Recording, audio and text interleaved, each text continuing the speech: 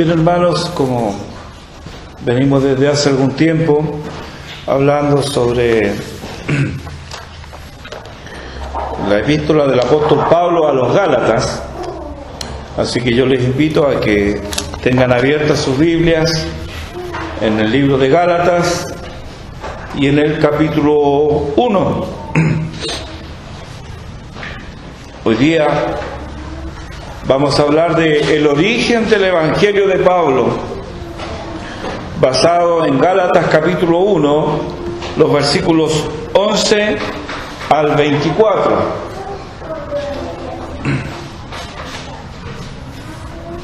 Gálatas capítulo 1, versículos 11 al 24.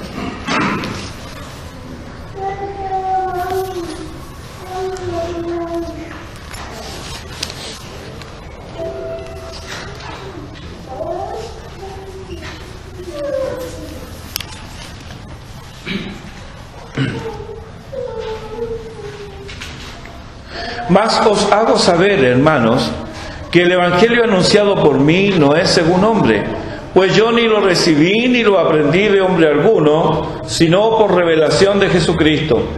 Porque ya habéis oído acerca de mi conducta en otro tiempo en el judaísmo, que perseguía sobremanera a la iglesia de Dios y la asolaba.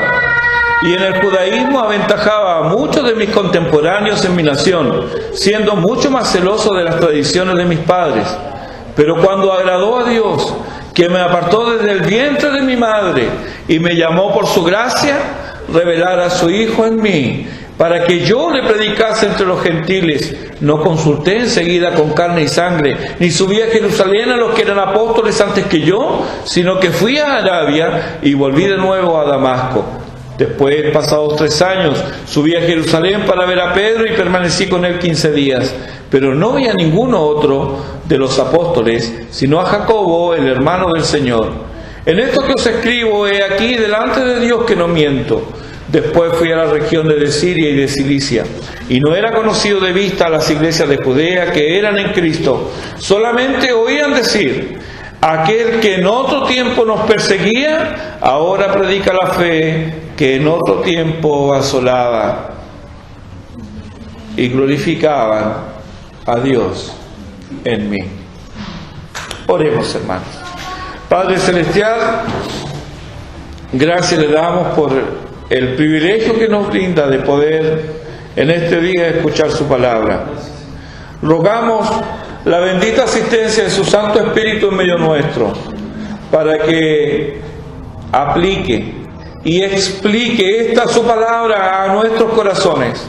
Señor, que no solamente oigamos, sino que obedezcamos tu palabra y lo que tú nos quieras decir por medio de ella. Gracias te damos por este privilegio, del cual somos desde hoy responsables ante tu presencia. Rogamos tu bendición en medio nuestro, por Jesucristo, nuestro Señor y Salvador. Amén. Hemos escuchado domingo tras domingo el testimonio de nuestros hermanos, donde la figura central de estos testimonios no son ellos mismos, sino que es la persona de Jesucristo. Tal cual como Pablo aquí nos narra, ¿cierto? En nuestras vidas también. Podríamos dividir nuestra vida en 3 etapas. Una, hasta conocer al Señor. Otra, el momento es en que conocimos al Señor y ocurrieron algunas cosas que transformaron nuestras vidas. Y luego, desde ese momento en adelante hasta ahora. Son 3 etapas marcadas de nuestra vida. Y hemos escuchado a nuestros hermanos, hombres y mujeres, jóvenes, hablar de cómo este encuentro con Cristo ha transformado sus vidas. Lo otro importante es que las consecuencias de ese cambio las viven cada día. No es algo que ocurrió en un momento allá en la historia y allá quedó sepultado. No, las consecuencias de eso se viven cada día. Tal vez alguno se pregunte, ¿No será solo un desborde de emocionalismo? ¿No será que el estado psicológico le llevó a concluir que algo trascendente pasó? ¿No será todo producto de la imaginación? ¿No serán cosas mías nomás? A veces esas preguntas las tienen otros, pero a veces nosotros mismos tenemos esas preguntas. ¿Cuándo? Cuando de repente nos encontramos actuando mal o pensando mal y viene alguien que está muy interesado y ¿qué nos dice? No soy ni cristiano. Y nosotros los escuchamos y decimos, sí, yo no soy cristiano. ¿Cómo puedo hacer esto si soy creyente? ¿Le ha pasado? A mí me ha pasado. Bueno, ese que a usted le dice y que a mí me dice, luego de haber tenido un encuentro con el Señor, que le dice, tú no eres creyente, ese no es el Espíritu de Dios. No es el Espíritu de Dios. Porque el Espíritu de Dios trae certeza al corazón. Cuidado aquí. Porque pudiera ser que el Espíritu de Dios también está redarguyendo nuestra vida de pecado. Porque nunca nos hemos entregado a Él. Y ese es el Espíritu de Dios. Pero si nosotros no hemos arrepentido de nuestros pecados, y Dios ha realizado una obra en nuestra vida y ha cambiado nuestras prioridades, entonces que años después venga algo a susurrarnos al oído, lo que tú hiciste es algo de tu imaginación, tú no eres creyente, ese no es el Espíritu de Dios, ese es Satanás, que quiere poner la duda en el corazón de aquel que es creyente genuino. Otros pueden decir que el cambio no es más que el producto de una voluntad firme. Yo he escuchado muchas veces a muchos a hombres alcoholizados que dicen, no, yo esto lo paro cuando yo quiero. ¿Sí? Lo he escuchado, hombres que o gente enviciada, un amigo mío enviciado por las carreras. Y él me decía, no, ves si yo esto lo dejo cuando quiero, si es una entretención nomás. Entretención, perdió su casa, perdió su matrimonio. Y el poco dinero que había logrado juntar producto de una empresa que él mismo formó, todo se fue. ¿Dónde? Ahí, a las patas de los caballos. Él creía que era fuerza de voluntad. Y algunos dicen así, no, si yo sé que yo puedo cambiar. Mentira. No podemos cambiar por nosotros mismos. Pero alguien puede pensar, no, él pudo cambiar porque realmente tiene fuerza de voluntad. O le dicen a uno, oye, yo admiro tu fuerza de voluntad. Supieran que a uno le hacen... Y hasta ahí nomás llegó ese cristiano tan firme. Porque lo que nos sostiene no es nuestra voluntad, es la gracia de Dios. Es el apóstol el que dice, por la gracia de Dios soy lo que soy. Por lo tanto, cuando permanezco firme a pesar de la oposición, hermano, el mérito no es mío. Dios me ha sostenido. No es la fuerza de voluntad.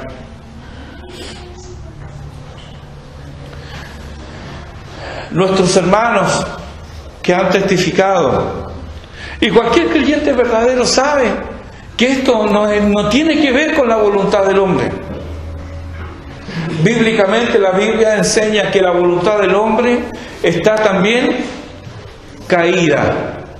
El hombre es un ser caído. ¿Qué significa esto? Que no hay nada bueno en él, que todo lo que él quiere tiende al mal.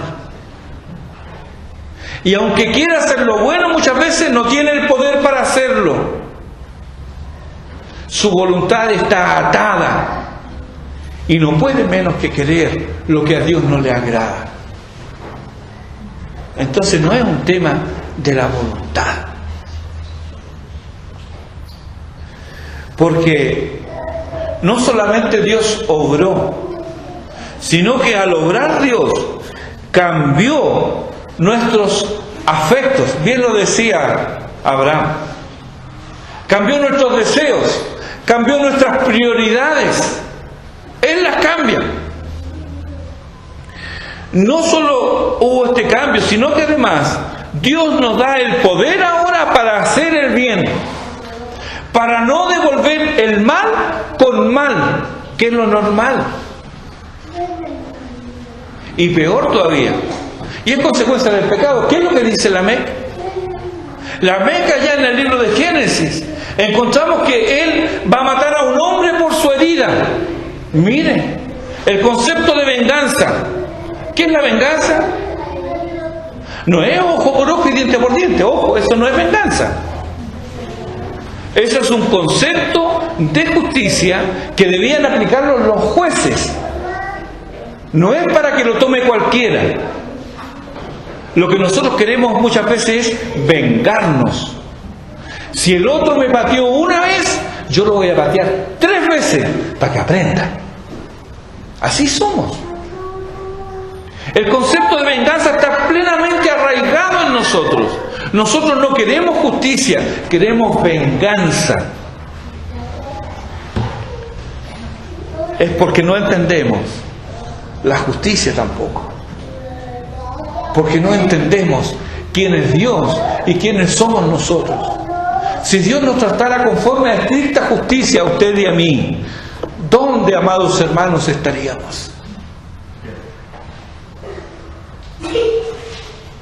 ¿Verdad? Gracias a Dios que Él aplica sobre nosotros ¿qué? Misericordia.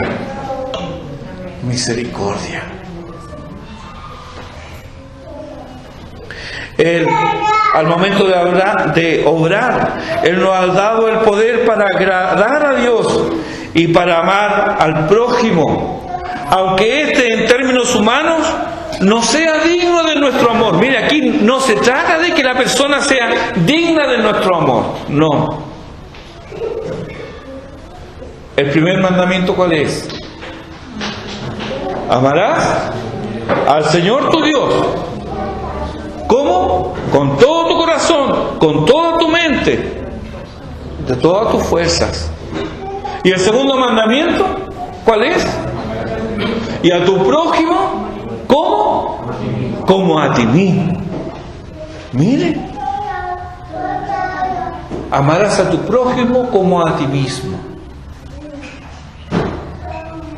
Entonces Dios nos da, con este cambio, nos da el poder para poder amar a ese prójimo que nos dañó. Y ahí entendemos la gracia de Dios, porque nosotros también hemos dañado a nuestro prójimo.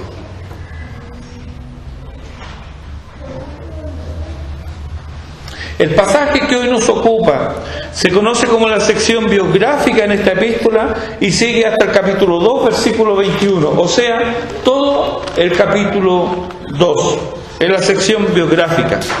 Lucas, con algunos matices que complementan su testimonio, nos cuenta cómo Pablo compartió su testimonio allí en Hechos 22 y también en Hechos 26. Después usted lo puede leer, pero ahí encuentra también aspectos biográficos contados por Lucas de lo que pasó con Pablo. También encontramos en sus epístolas algunas notas autobiográficas. El apóstol Pablo escribió 12 epístolas y entre ellas, por ejemplo, en 2 Corintios, ¿cierto? Capítulo 11, él habla acerca de su vida, un poquito. También encontramos en Filipenses capítulo 3, también algunas cosas respecto de su vida, unas notas autobiográficas. Al leer ahora todos estos pasajes, salta a la vista que Pablo no busca exaltarse, no busca llamar la atención sobre sí mismo, sino que llama la atención a la maravillosa gracia de Dios. Y cuando nosotros entregamos nuestros testimonios, es importante exaltar a Cristo y no que nosotros salgamos como el jovencito de la película. No, nosotros no somos el jovencito de la película. Cristo es exaltado porque Él es el remedio de Dios para el pecado del hombre.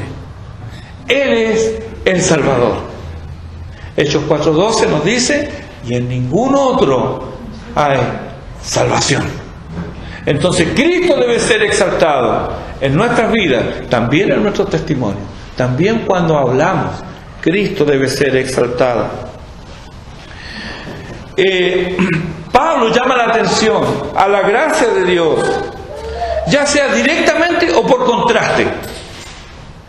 De una u otra manera, lo que él busca es exaltar a Cristo y solamente a Él. Hay sí una diferencia fundamental entre nuestros testimonios y el de Pablo. Habiendo sido llamados por el mismo Dios, nuestras comisiones son distintas. Dios le dio un encargo a Pablo, único, distinto del encargo que Dios nos da a nosotros. En ese sentido, son distintas. El llamado de Pablo es único. Nosotros debemos dar testimonio del Evangelio, y ese Evangelio nos ha sido revelado, entre otros, por medio de Pablo. A Pablo se lo reveló ¿quién? Dios, directamente. Lo dice en el versículo 11. Hemos visto entonces que hay un solo Evangelio y que este Evangelio es normativo. Todo lo que digamos, pensemos o enseñemos debe remitirse al Evangelio predicado por Pablo. Deben ser coincidentes. Si coinciden, entonces deben ser recibidos con alegría. Pero si no concuerdan, debe ser rechazado con rapidez. Este es el peligro que se cernía sobre los Gálatas y sobre la iglesia de hoy. Es el mismo peligro: abandonar lo verdadero para volverse a las fábulas.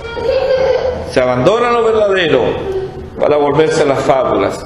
Y así como hay quienes cuestionan interesadamente nuestro encuentro con el Evangelio de la gracia de Dios, ¿se ha encontrado con esto? Con quienes cuestionan ese encuentro que tuvo con el Evangelio. Tienen una razón. También hay quienes cuestionaban al apóstol. Decían que era solo su evangelio, que su evangelio no estaba completo. Decían que no lo había recibido como los 12 que estaban en Jerusalén. Recordemos que él no fue convertido en Jerusalén, él fue convertido cerca de Damasco, una ciudad que está a 325 kilómetros al norte de Jerusalén. Ahora es harto, pero en ese tiempo era mucho más. ¿Se acuerda que le conté que para ir a Valparaíso a principios del siglo XIX, son 100 kilómetros, tardaban 3 días? Avanzaban a razón de 30 kilómetros diarios. Entonces, el primer día, de Santiago hasta la cercanía del túnel Los Prados, no había túnel, por supuesto. Segundo día, llegaban hasta Curacaví o Casablanca. Y tercer día, llegaban a Valparaíso. 100 kilómetros en 3 días. Imagínense, 325 kilómetros. ¿Cuántos días tardaban en llegar? ¿Saqué cuenta? Ahí se convirtió Pablo, lejos. Entonces había quien lo acusaban: ah, pero tú no te convertiste en Jerusalén. ¿Se fijan? ¿Por qué? Pues era cierto, no sé, Dios no lo alcanzó en Jerusalén, lo alcanzó cerca de Damasco. Así que antes de centrarnos en el testimonio de Pablo propiamente tal, vamos a despejar algunas preguntas respecto del evangelio que Pablo predicaba. ¿De dónde sacó Pablo el evangelio? ¿Fue producto de su razonamiento? O sea, él un día se puso a pensar y dijo: esto, y esto se va a llamar evangelio. ¿Fue producto de que él razonó? ¿Él inventó todo por consiguiente? ¿O su evangelio no es algo más que algo mejorado de lo que predicaban los 12? ¿O es una copia de lo que enseñaban en Jerusalén, pero él le sacó algunas cosas para no molestar a los gentiles? Todas esas preguntas son preguntas lícitas en el contexto de Pablo, inclusive hoy día también por algunas cosas que veremos. Estas preguntas, que sin duda alguna se hacían a algunos gálatas, Esta pasa el apóstol a contestar en los versículos 11 y 12. ¿Qué dice? Mas os hago saber, hermanos, que el evangelio anunciado por mí no es según hombre, pues yo ni lo recibí ni lo aprendí de hombre alguno, sino por revelación de Jesucristo. Aquí tenemos la respuesta al origen del evangelio de Pablo y el por qué este evangelio es normativo. ¿Qué significa que es normativo? Que es la regla a seguir. Es la norma, este evangelio. Todo lo que salga de esto no está bien. Todo lo que se llame evangelio debe circunscribirse a lo ya revelado en la palabra de Dios.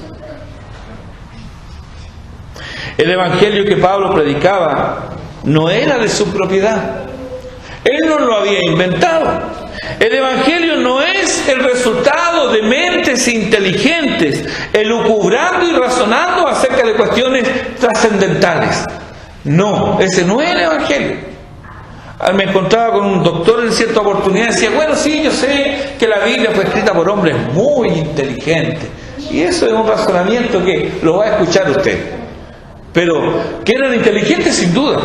Pero esto no es producto del razonamiento humano. Pablo ni lo recibió ni lo aprendió de hombre alguno. Él no lo recibió de los apóstoles, no lo recibió de Ananías, no lo recibió de Gamaliel. ¿Quién fue Gamaliel? Aquel en el cual fue educado, ¿cierto? Pablo fue educado a los pies de Gamaliel. No lo recibió de él, tampoco lo recibió de sus padres.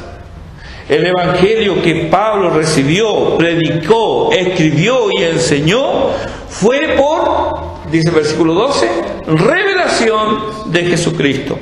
Jesucristo es el autor del evangelio, y no solo el autor, sino también el contenido. ¿Qué es el evangelio? Jesucristo. Notemos que en el versículo 1 Pablo afirma el origen divino de su apostolado. En el versículo 1 que dice, Pablo, apóstol, no de hombres ni por hombres, fíjense, no de hombres ni por hombres, sino por Jesucristo y por Dios el Padre. Su apostolado, origen divino. Y en el versículo 11 y 12 sostiene que su evangelio tiene el mismo origen, Jesucristo. No solamente su llamado, su comisión, sino que también el mensaje tienen un mismo origen. Y como tienen el mismo origen, concuerdan en la misma persona, Jesucristo, y de Él el mensaje y el llamamiento, ambos son inseparables. Ambos provienen de Jesucristo. Ahora, hagamos un alto aquí y preguntemos algo.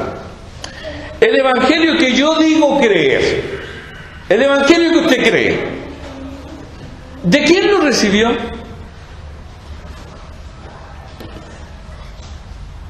Lógicamente hay el elemento humano, ¿cierto? Porque no vamos a aparecer como José Smith, que dijo que me apareció Ángel Moroni y que me descubrió algunas cosas. Fantasías. No. Hay un elemento humano. Alguien compartió con nosotros el evangelio. Pero esto en nada debiera distorsionar el evangelio de Jesucristo. Y sabe que la mayoría de nosotros hemos escuchado el evangelio distorsionado. La mayoría de nosotros. Y tenemos algunas cosas medias extrañas, y usted junta a 10 cristianos, a veces hasta de la misma iglesia, y creen cosas distintas y medias extrañas algunos de ellos. ¿Por qué es esto? Porque han recibido un evangelio que no es el evangelio.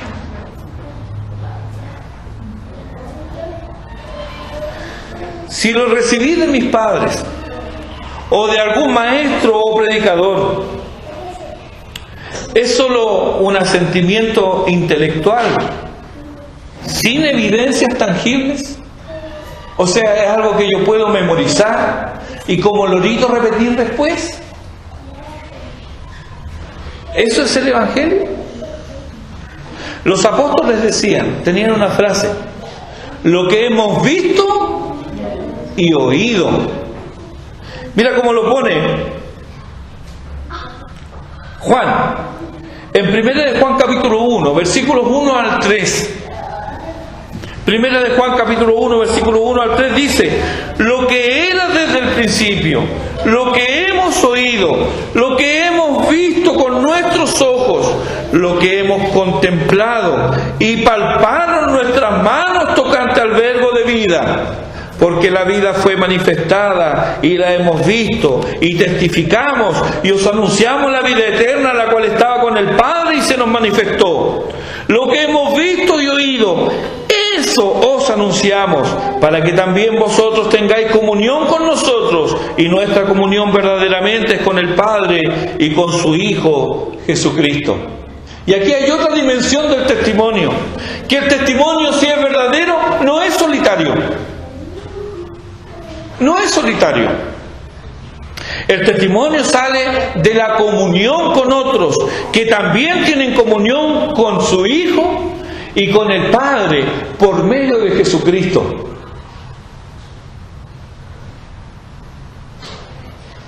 De esta manera, el testimonio entrega un mensaje que podría resumirse en Juan 17:21.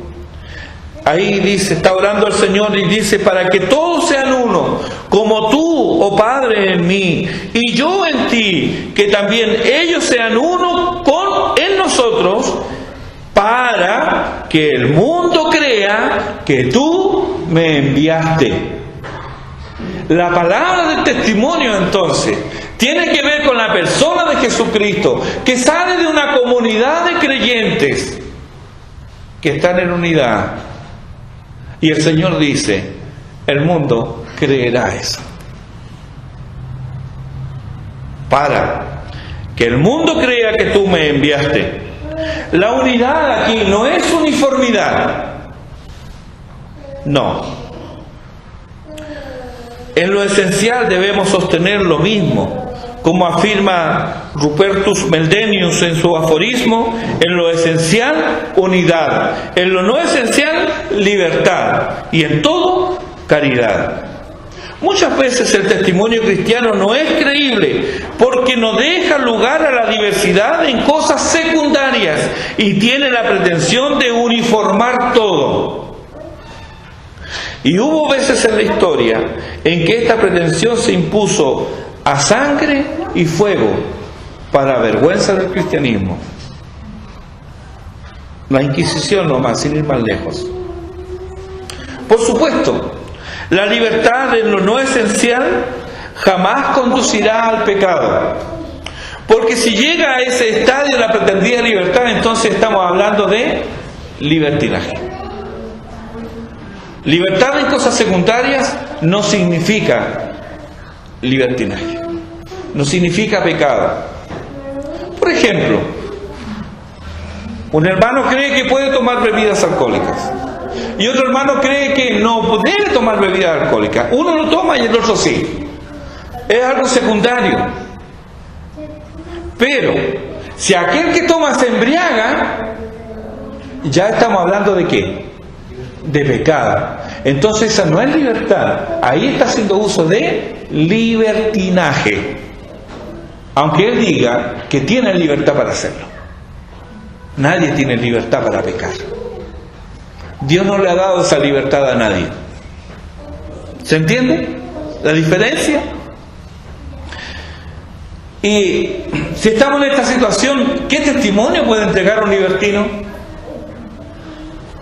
Creo que todos nosotros hemos pasado por la situación en la cual, habiendo alguna vez dado testimonio de Cristo, de repente nos olvidamos y estamos igual que los impíos participando de sus cosas, y de repente queremos dar testimonio. ¿Y qué pasa? No se puede. ¿Por qué no se puede? Y a veces me lo han dicho: pastor, yo hubiera querido decir algo, pero ¿cómo iba a decir si yo estaba en lo mismo? No puede entregar un mensaje, no puede entregar un testimonio aquel que está participando de lo mismo. Un libertino no puede entregar un testimonio. Estos que se acostumbran a este tipo de cosas son manchas cuando se encuentran en las congregaciones de los santos, que espuman su propia vergüenza, y de los cuales dice el apóstol Judas en el versículo 13 de esa epístola: les está reservada eternamente la oscuridad de las tinieblas. Así de claro y así de duro. Volviendo a Pablo y los Gálatas, él sostiene que su mensaje es el mensaje de Dios, que su evangelio es el evangelio de Dios, que sus palabras son las palabras de Dios. ¡Qué revelación, hermano! Ahora el apóstol va a dar sustancia a esta afirmación y lo hará ilustrando el punto desde su testimonio. Y ahora comienza así con su testimonio. Él va a hablar de su situación antes de su conversión, durante su conversión y después de su conversión. Y esto para dejar claro que el evangelio que predicaba no pudo tener un origen humano, sino que provenía del mismo Dios. Solamente por eso va a hablar de su testimonio. En las 12 epístolas que él escribe, él no escribe 12 veces su testimonio.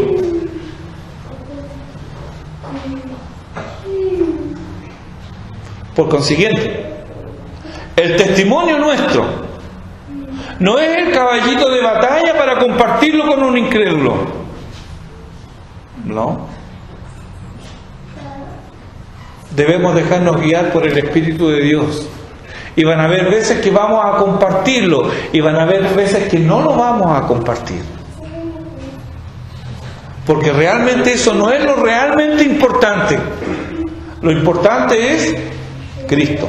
Eso es lo central, no mi vida, o el cambio, o el milagro que Dios haya obrado en mi vida. Eso pasa a un segundo plano, porque Cristo debe ser exaltado.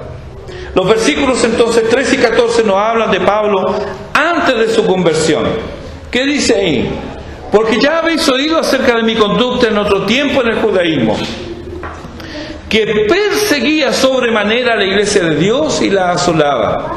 Y en el judaísmo aventajaba a muchos de mis contemporáneos en mi nación, siendo mucho más celoso de las tradiciones de mis padres.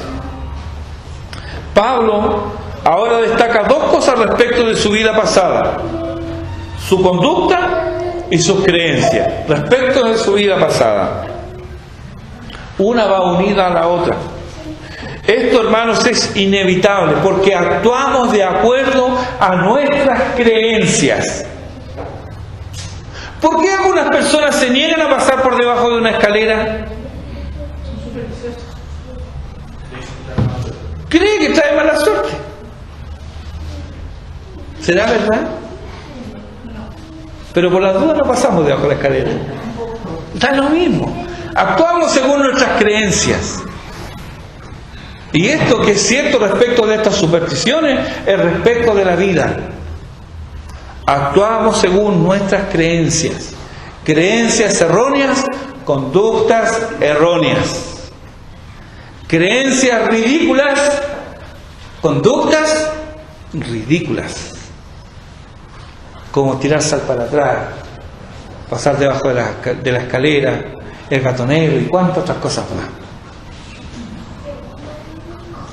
En el caso de Pablo, él era conocido por todos y era un ejemplo y una inspiración para los fariseos que, como él, veían en el cristianismo a una creencia que atacaba a sus propias creencias.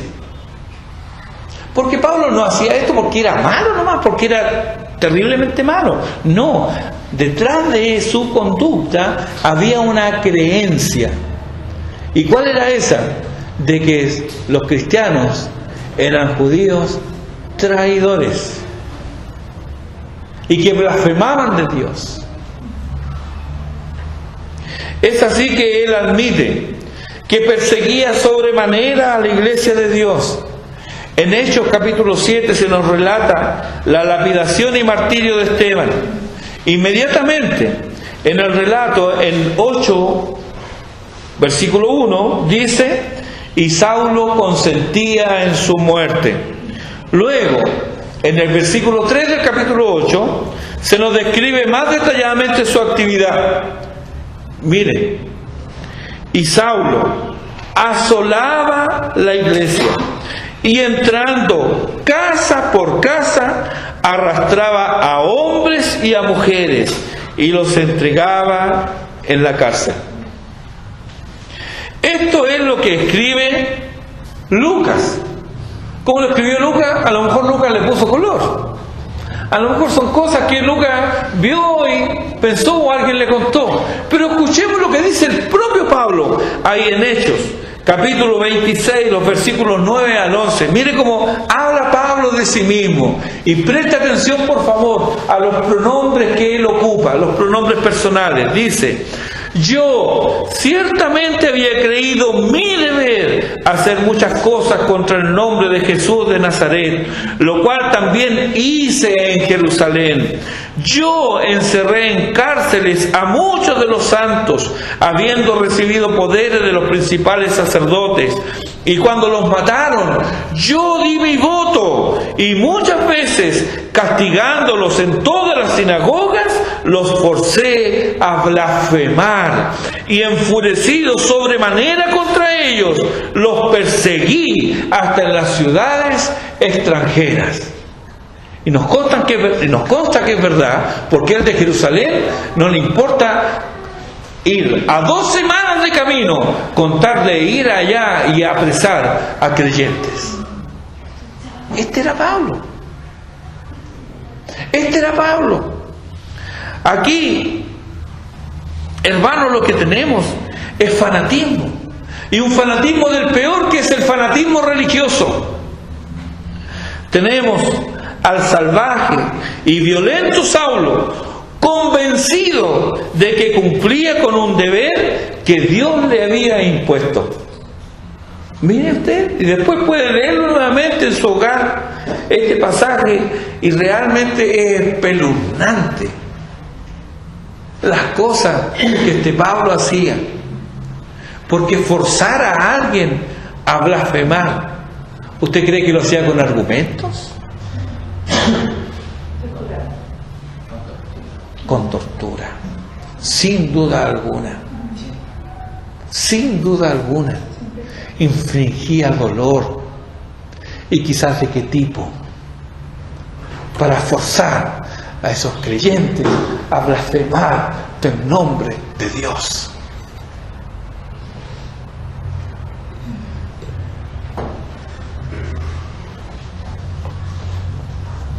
A veces somos ligeros para el juicio y decimos: bueno, ¿cómo pudieron blasfemar? Hermanos, conozco a muchos que se avergüenzan de dar gracia en sus lugares de trabajo cuando van a comer, y nadie le está poniendo una pistola en el pecho para que no lo haga. Pablo forzó a creyentes a blasfemar. ¡Qué hombre!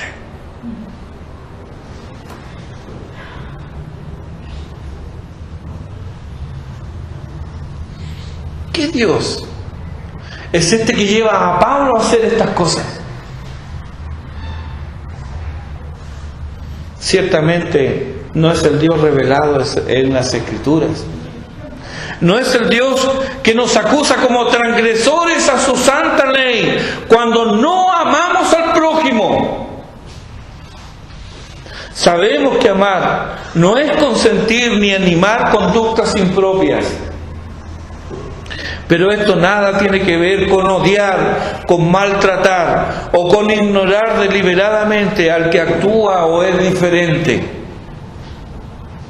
Debemos preguntarnos si no somos culpables de fanatismo religioso en nuestro trato con abiertos transgresores de la ley de Dios.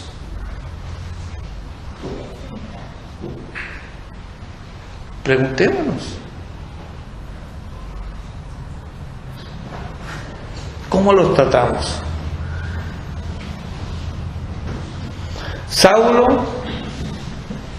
él estaba cegado por su fanatismo. En su condición él no podía, ni se imaginaba tocando a un leproso o hablando con una samaritana, menos si esta era de dudosa reputación. Pero Cristo sí hizo todo esto.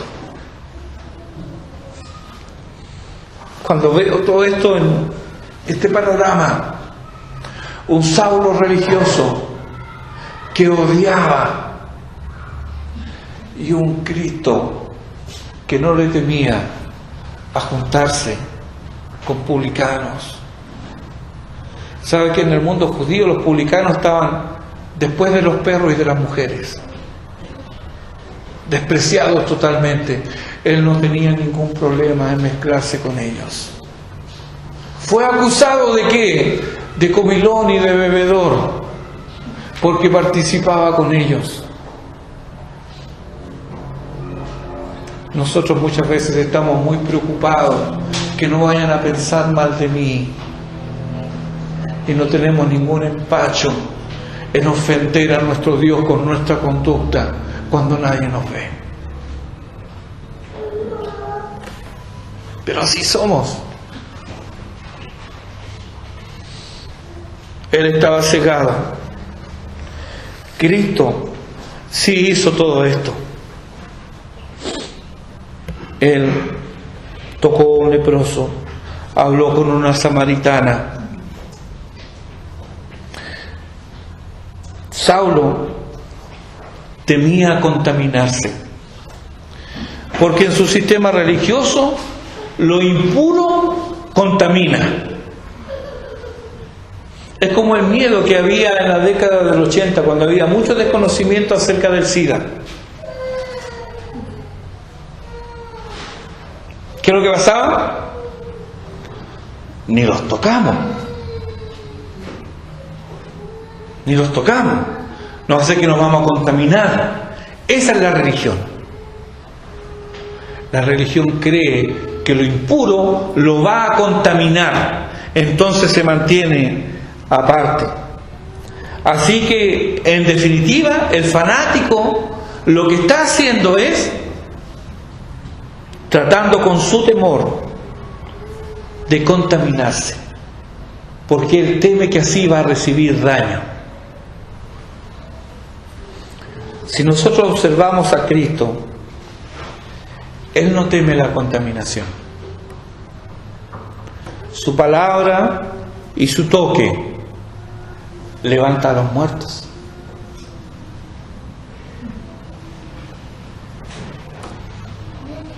Toca a los ciegos. Limpia a los leprosos. Y hace andar a los tullidos. Está escrito. Y todos aquellos despreciados por la sociedad tenían un lugar al lado de él. Y él no temía contaminarse. Una pobre mujer, 12 años inmunda, 12 años sin tener contacto con la sociedad, 12 años siendo despreciada y siendo marcada, 12 años de soledad. Pero ella escucha que viene por allí, viene Jesús. Y él dice, dice ella, solo si tocar el borde de su manto, yo sé que seré sana. ¿Por qué pudo hacer eso? Creía, sí, pero hay algo más que no lo dice el texto, pero que lo va a ver fácil. Jesús era atractivo. Él no era repulsivo. Por eso esta mujer pensó, si solo tocare, porque ella sabía que había esa posibilidad de que ella se acercara a Jesús. Ella no podía acercarse a ningún otro rabino, porque lo más probable es que la hubieran despejado, se la hubieran sacado de encima y con piedra la hubieran alejado. Pero ella sabía que si iba Jesús, Jesús no la iba a rechazar. Jesús era atractivo, no era repulsivo. ¿Cómo eres tú? No para los que te aman, para el no creyente. ¿Se acerca a ti o te mira con desconfianza? Estas son actitudes que nosotros debemos pensarlas.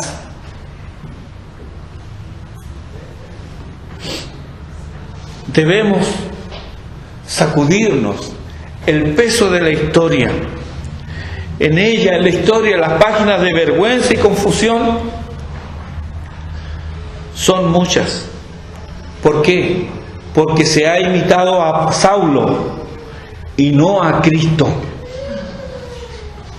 Tristemente, quienes han imitado a Saulo muchas veces se han identificado con Cristo.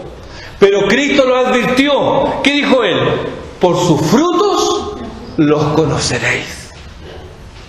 El fruto del odio y de la violencia no es del árbol del Evangelio, sino que es fruto del árbol del fanatismo, de la ignorancia, de la intolerancia, de no conocer a Dios. Así era Pablo antes. Y estaba muy lejos de cambiar de idea. Además, era fanático en guardar las tradiciones heredadas de sus padres.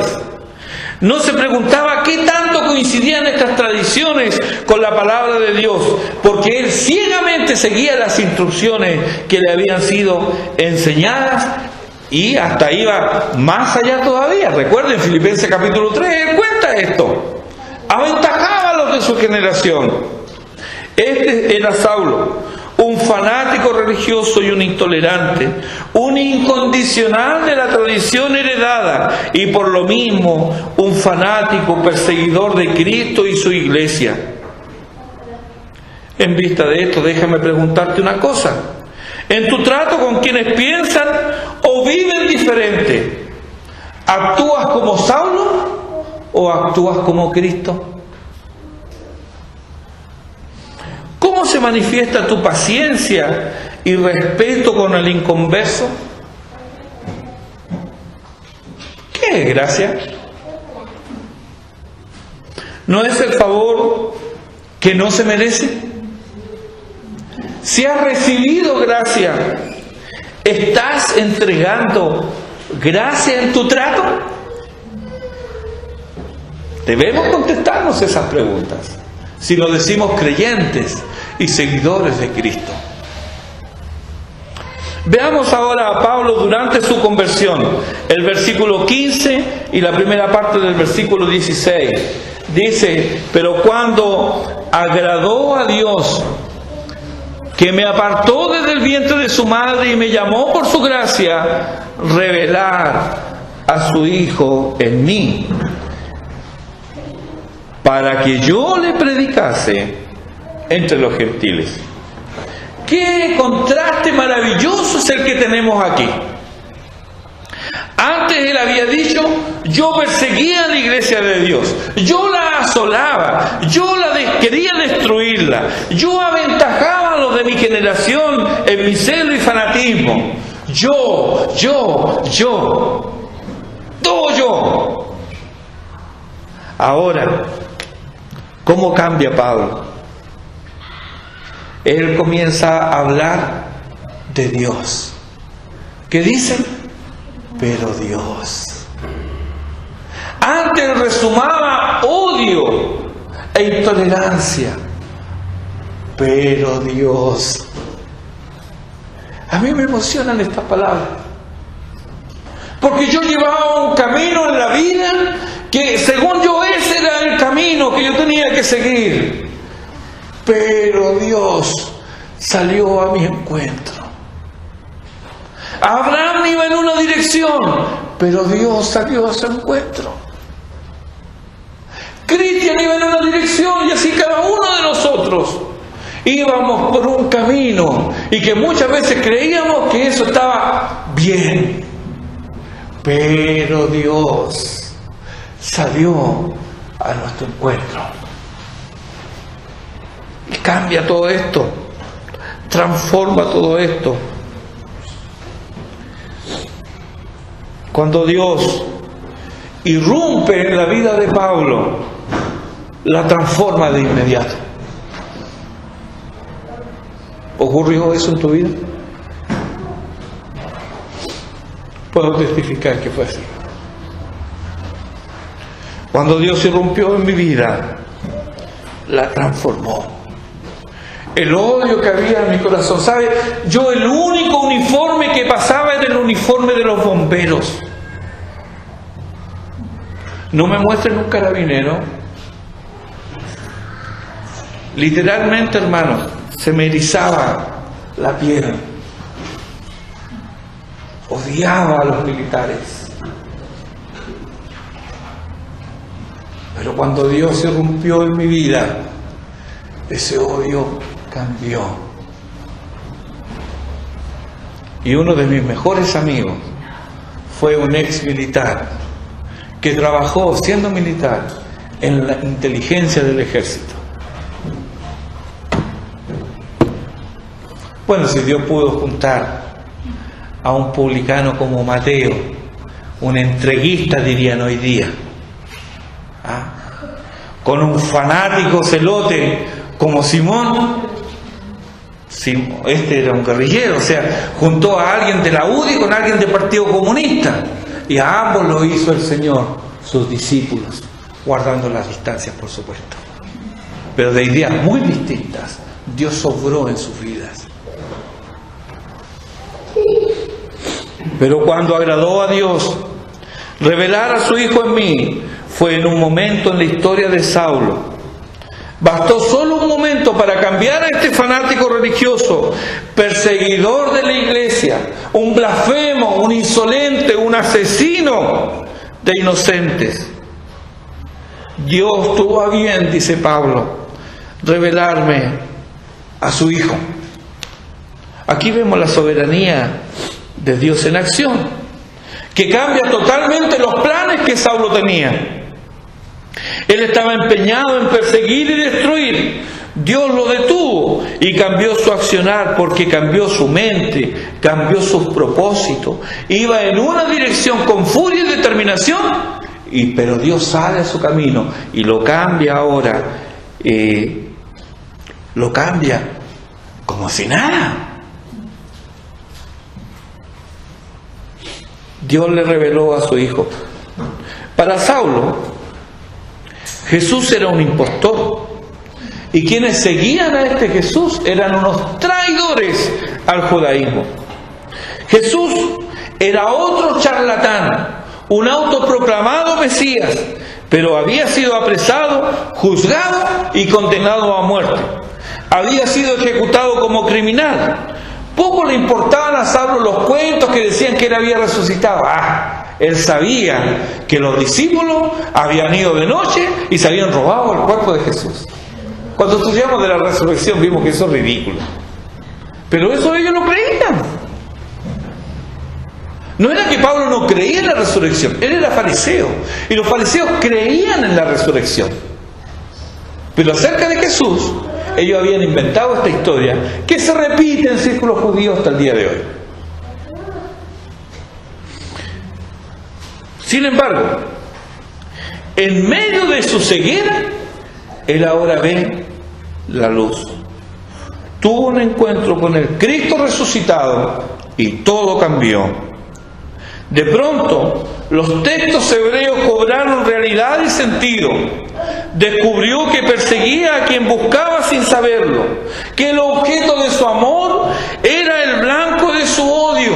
Literalmente él vio al Señor. Es lo que dirá en 1 Corintios capítulo 9 versículo 1, y lo va a repetir en el capítulo 15 versículos 8 y 9, cuando él dice: y al último de todos, como a un abortivo me apareció a mí, porque yo soy el más pequeño de los apóstoles, que no soy digno de ser llamado apóstol porque perseguí a la iglesia de Dios. Estos dos versículos de Hechos capítulo 26, cuando él dice, yo perseguía, yo me metía en las casas y los arrastraba para que fueran presos, yo los hice blasfemar. Esas cosas deben haber pesado en él toda su vida. Nunca se olvida, y él dice, yo perseguí a la iglesia de Dios. Pero él dice algo más. Él no se queda solo con esto. Él dice que este encuentro no es algo fortuito. Esto no es algo al azar. Porque Dios lo preparó todo antes de que Saulo siquiera tuviera conciencia de sí mismo. Dice, Dios me apartó desde el vientre de mi madre. Y aquí tenemos la doctrina de la elección, que Pablo explicará en Romanos 9. Leamos Romanos 9, versículo 11. Pues no habían aún nacido, está hablando de Esaú y de Jacob, no habían aún nacido, ni habían hecho aún ni bien ni mal, para que el propósito de Dios conforme a la elección permaneciese, no por las obras, sino por el que llama. Tú y yo jamás hubiéramos creído que Saulo, ese hombre cruel y sanguinario, sería contado entre los redimidos del Señor. No. ¿Qué? ¿Cuándo se va? No se va a convertir nunca.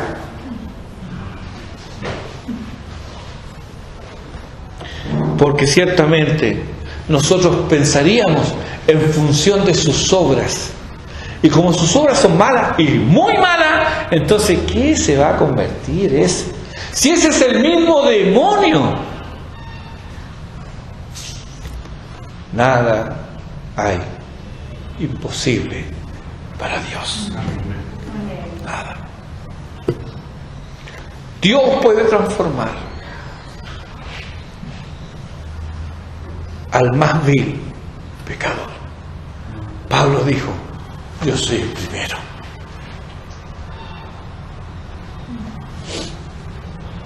Pero el texto de Romanos 9 nos dice que las obras no cuentan para nada, solo cuentan la elección y el llamamiento. Dos cosas que están en el secreto de Dios. Ahora, detengámonos un segundo y preguntémonos, ¿por qué Dios nos escogió? ¿Había algo en nosotros que inclinara a Dios a nuestro favor?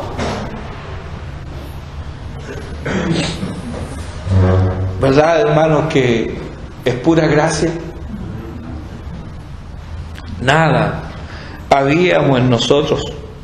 Como dice a Tito, si no me equivoco, éramos hijos de ira, igual que los demás.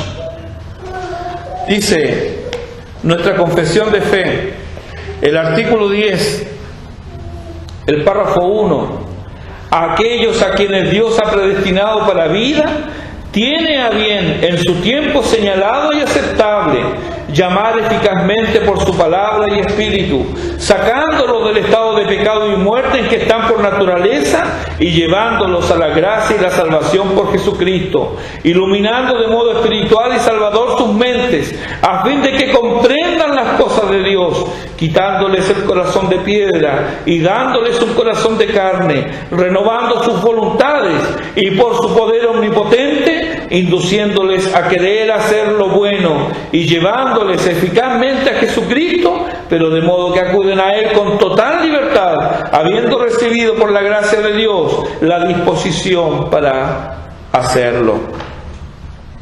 Así es como Pablo y cualquier elegido llega a la conversión. Es Dios quien toma la iniciativa y la toma mucho antes de que tengamos conciencia de ello. Así como Jeremías fue destinado desde el vientre de su madre a ser profeta a las naciones, ahí en el capítulo 1, versículo 5, así también fue Pablo destinado a ser apóstol de Jesucristo.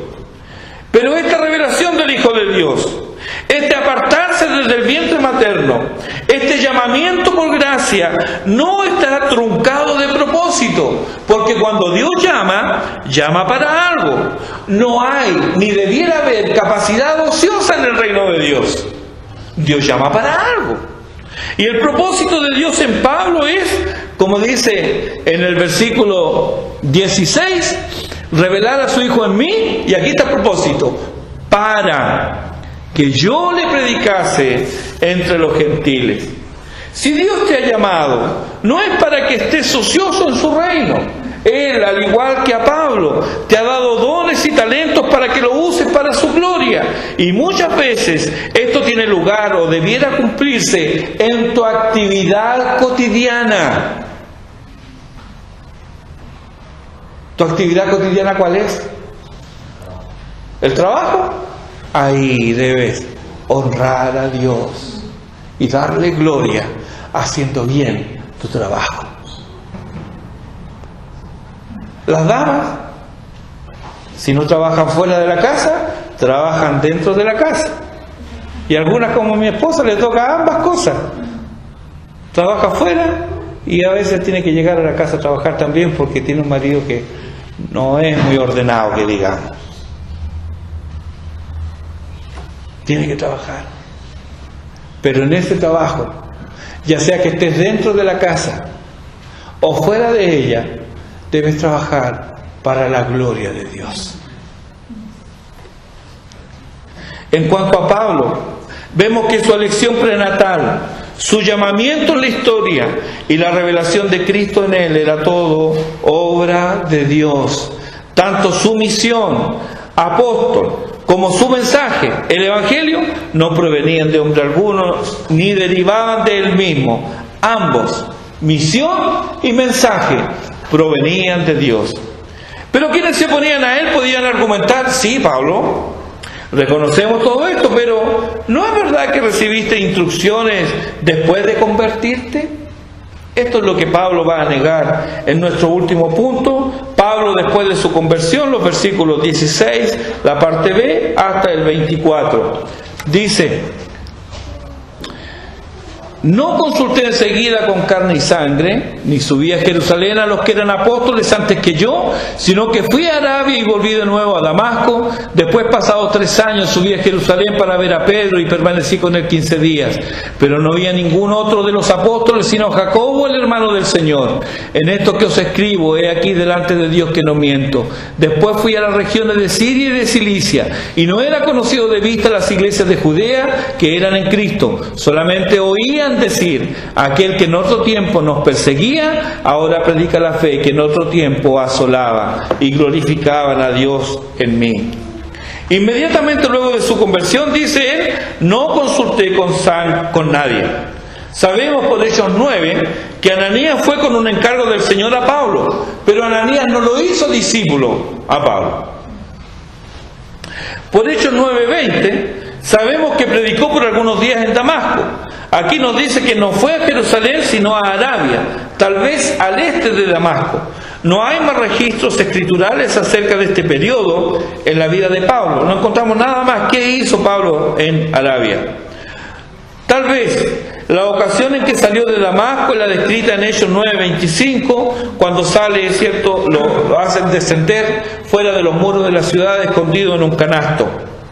Luego llega a Jerusalén, versículo 26. Cuando llegó a Jerusalén trataba de juntarse con los discípulos, pero todos le tenían miedo, no creyendo que fuese discípulo. ¿Le ha tocado que a veces se convierte a alguien, escucha usted de alguien que se convirtió y usted dice: tengo que verlo primero? Lo mismo decían con Pablo. Algunos le tenían miedo. El solo nombre de Saulo tal vez provocaba pánico en la gente. Y le dicen que se convirtió. Lo más probable es que no, se está haciendo. Esto pasó después de 3 años. Y solo vio a Pedro y a Jacobo cuando fue a Jerusalén. Y además estuvo solo 15 días. Por Hechos capítulo 9, los versículos 28 y 29, sabemos que esos días estuvo bastante ocupado, nada menos que predicando el Evangelio de Cristo. En consecuencia, Era absurdo afirmar que el evangelio que predicaba Pablo lo había recibido de los apóstoles. Después él siguió rumbo al norte. En Hechos 9:30 nos dice que los hermanos, resguardando su vida, le llevan a Cesarea y de allí a Tarso, desde donde pasó, el versículo 21 de Gálatas 1, a las regiones de Siria. Damasco estaba en Siria y Cilicia. Como resultado de todo esto, las iglesias en Judea no lo conocían. Habían escuchado de él, pero no lo conocían. Sin embargo, tanto Pedro como Santiago y las iglesias en Judea glorificaban a Dios por lo que él había hecho con su vida y con el mensaje que ahora estaba entregando este Saulo, que pasó a llamarse Pablo. He escuchado a personas que dicen que la Biblia no es de origen divino, sino que fue escrita por hombres muy inteligentes. Y Pablo era uno de ellos. Más de un tercio del Nuevo Testamento fue escrito por Pablo. Pero estas personas encuentran que su enseñanza es muy complicada y que es fría, y por lo mismo rechazan la enseñanza de Pablo. Otros dicen que Pablo corrompió el cristianismo, que la enseñanza de Jesús, esa era sencilla, pero Pablo vino a complicar todo. Entonces lo rechazan. Hay quienes dicen que Pablo era producto de su época, un hombre común, con pasiones y creencias y prácticas propias de su tiempo. Entre ellos hay algunas damas que sostienen, mire, Pablo era machista. No me hablen de Pablo era machista. Entonces no escuchamos a Pablo. He leído escritos donde se le acusa de odiar a las mujeres. Así, literalmente, Pablo era un misógino. Odiaba a la mujer. Y también han tenido el descaro de presentarlo como un pervertido sexual reprimido. Todas esas cosas dicen de Pablo.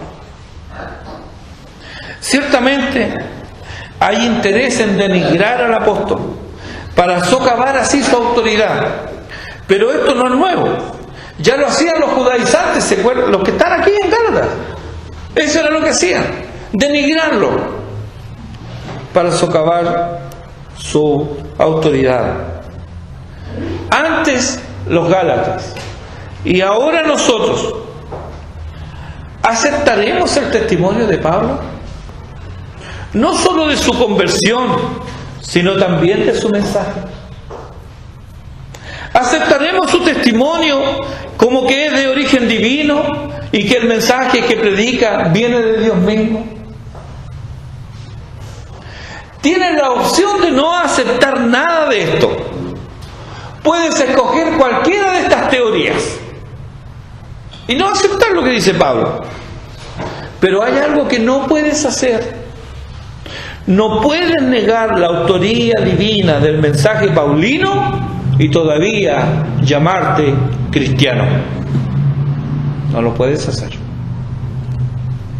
No puedes negar el mensaje para los matrimonios y llamarte cristiano.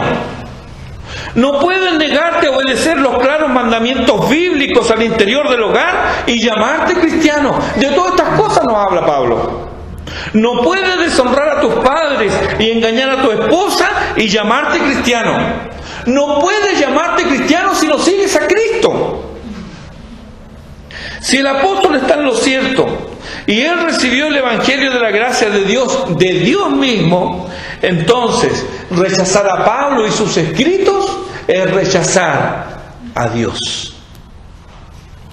Tal vez todo esto es nuevo para ti. No eres externamente tan malo o mala como Saulo, pero aún así estás lleno de ti mismo. Tus ideas solamente son las que cuentan. Solo tus pensamientos son válidos, pero en ellos no hay lugar para Dios. Él es solo alguien a quien recurres en la desesperación y el abandono. Y muchas veces, como todavía no estás en esa condición, entonces bien puedes pasarte la vida sin Él. Tal vez has aprendido a calmar tu conciencia con algo de religión, pero internamente sabes que hay algo que anda mal. Algo no encaja. Por mucho tiempo yo también viví esa religiosidad. Externamente, para afuera, estaba bien, pero por dentro no tenía sosiego. Buscaba paz y no la hallaba. Una noche, a las puertas de la muerte, desperté de mi engaño y recibí mi primera clase de teología. En Romanos capítulo 9, versículos 15 y 16. Tendré misericordia del que yo tenga misericordia, y me compadeceré del que yo me compadezca. Así que no depende del que quiere ni del que corre, sino de Dios que tiene misericordia. Ahí entendí que yo no tengo derecho a nada, que no puedo exigir nada, solo puedo esperar que Dios tenga misericordia de mí. Ahí mismo rogué a Dios por arrepentimiento y Él me dio fe para creer en Él. Entonces mi vida cambió. No es casualidad que hoy estés aquí. Dios te ha traído y ha designado este tiempo para que escuches este mensaje. Y yo te pregunto, ¿qué harás? Ven a Cristo. Pídele arrepentimiento. Has vivido pisoteando sus mandamientos. ¿Crees que vas a permanecer impune? Está escrito, porque es necesario que todos nosotros comparezcamos ante el tribunal de Cristo, para que cada uno reciba según lo que haya hecho mientras estaba en el cuerpo, sea bueno o sea malo. 2 Corintios 5:10. Porque cualquiera que guardare toda la ley, pero ofendiere en un punto, se hace culpable de todos. Santiago capítulo 2, versículo 10. ¿De qué te sirve entonces tener buenas obras si seguramente también tienes malas? Una sola acción, un solo pensamiento malo, pesa más que todas tus buenas obras. Así que no hay escapatoria, a menos que acudas a Cristo, el cual, Gálatas 1:4, lo hemos visto, el cual se dio a sí mismo por nuestros pecados, para liberarnos del presente siglo malo, conforme a la voluntad de nuestro Dios y Padre. Si tus pecados permanecen en ti, estás perdido y condenado. Pon tu fe en Cristo, arrepiéntete hoy y cree que Él ha llevado tus pecados en la cruz, porque tus pecados o están en ti o están en Cristo, no pueden estar en ambos a la vez. Ven a la cruz, deja allí tus pecados y recibe nueva vida en Cristo. Él fue entregado por nuestras transgresiones y resucitado para nuestra justificación. Justificados, pues, por la fe, tenemos paz para con Dios por medio de nuestro Señor Jesucristo. Qué hermoso mensaje, qué hermosas palabras. Ven a Cristo. ¿Quieres paz en tu corazón? No la vas a tener si no has sido justificado por Dios en Cristo. Ven a Cristo. Oremos, hermanos. Buen Dios y Padre Celestial, gracias por haber salido en nuestro encuentro. Gracias por haber obrado en nuestras vidas. Gracias, Señor, porque de nosotros mismos hubiéramos avanzado más y más en el error. Gracias por salvarnos de nosotros mismos.